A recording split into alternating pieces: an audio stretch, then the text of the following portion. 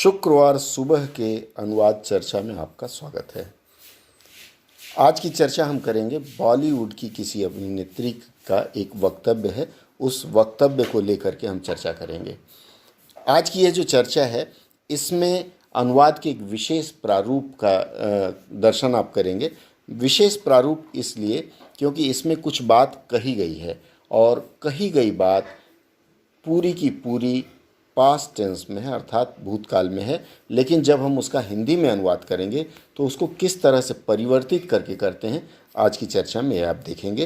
अंत तक जुड़े रहिएगा क्योंकि असली आनंद अंत में आएगा। आइए फिर देखते हैं आगे क्या है हमारे पास। चलिए शुरू करते हैं फिर। देखिए, आज का ये जो अंग्रेजी का अंश है इसमें है सिंगर सोना मोहापात्रा। सिंगर का मतलब आपको पता है गायिका। Is brutally honest. अब देखिए यहाँ शब्दों का चयन कैसे कैसे किया गया है।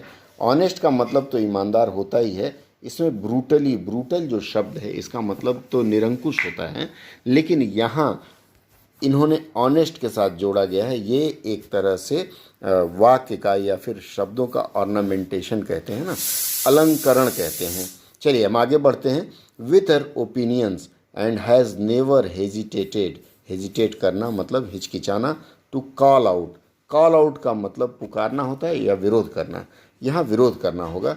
द मीसो, क्या है ये? मीसोजिनी।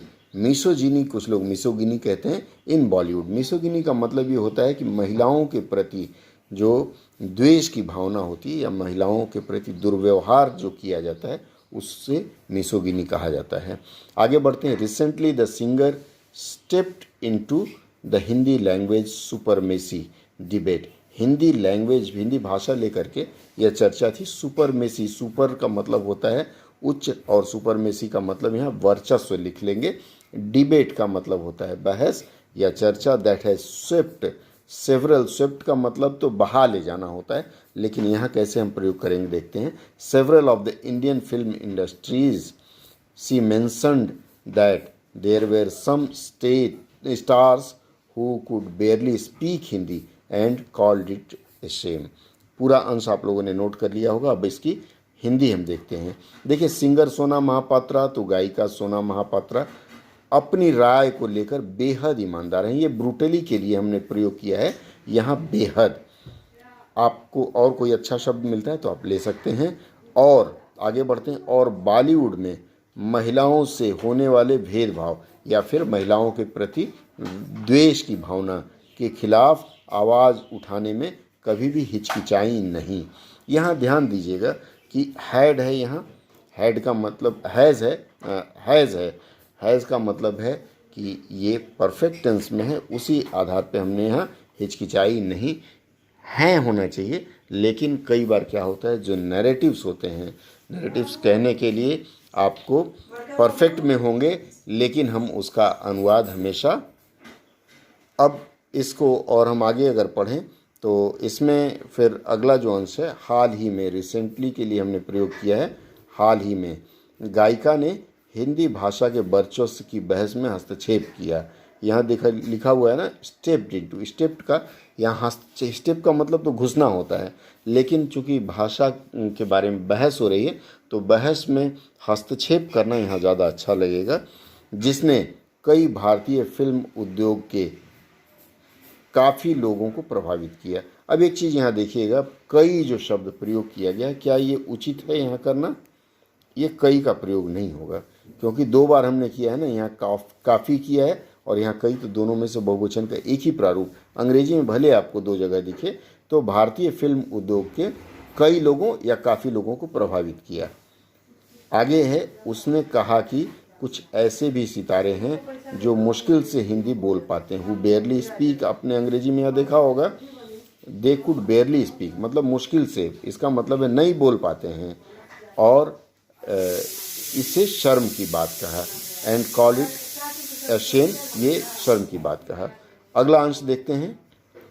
अगला अंश कहता है, टॉकिंग टू इंडिया टुडे सोना said, I can say one thing that I have watched RRR and Pushpa and I was literally jumping and dancing and kind of making the फूफा।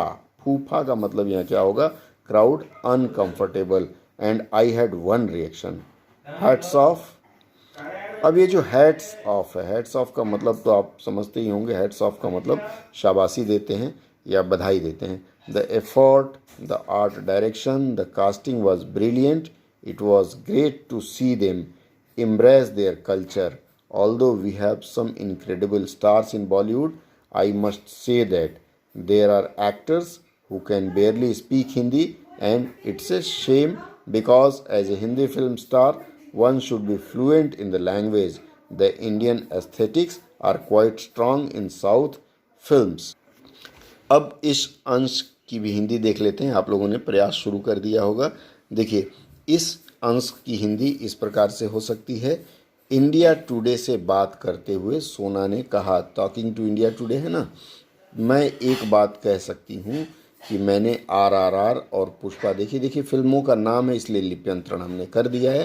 पुष्पा देखी है और मैं सचमुच कूद और नाच, ये चूँकि शाब्दिक अनुवाद आया है कूद और नाच, वास्तव में होना क्या चाहिए, मैं नाच और कूद रही थी, क्योंकि पहले आप नाचना शुरू करते हैं तब कूदना शुरू करते हैं, ये स्वाभाविक प्रक्रिया है. तो यहाँ परिवर्तन करेंगे, कूद और नाच रही थी. और फूफा भीड़, ये फूफा का मतलब है कि बड़ी भीड़ आप लिख सकते हैं, एक इन्वर्टेड कॉमा में लिखा हुआ है ना, तो बड़ी भीड़ या पूरी भीड़ को असहज कर रही थी. और मेरी एक प्रतिक्रिया थी, इस प्रयास, कला निर्देशन, शानदार कास्टिंग को सलाम, हैट्स ऑफ है ना, शाबाश या सलाम. उन्हें अपनी संस्कृति को अपनाते हुए देखकर मुझे अच्छा लगा.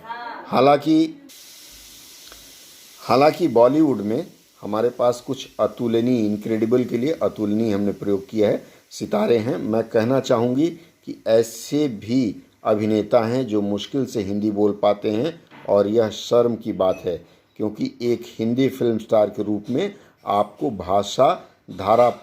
भाषा धारा प्रवाह होनी चाहिए, या आपको धारा प्रवाह हिंदी आनी चाहिए. दक्षिण की फिल्मों में भारतीय सौंदर्यीकरण काफ़ी सशक्त है. आज के सत्र में बस इतना ही. अगले सत्र में पुनः मिलेंगे. बीच बीच में मैं इस तरह का जो अनुच्छेद आपको देता हूँ, और मैंने कही रखा है कि आप लोग मुझे भेजें तो मैं उसकी समीक्षा करके फिर आप लोगों के सामने प्रस्तुति दूंगा. ये किसी ने भेजा था, उसी की मैंने समीक्षा की. बहुत अच्छा इन्होंने अनुवाद किया है. चलिए, अगले सत्र में पुनः मिलते हैं. कुछ अच्छा लगा हो तो सब्सक्राइब करना और लाइक करना ना भूलें.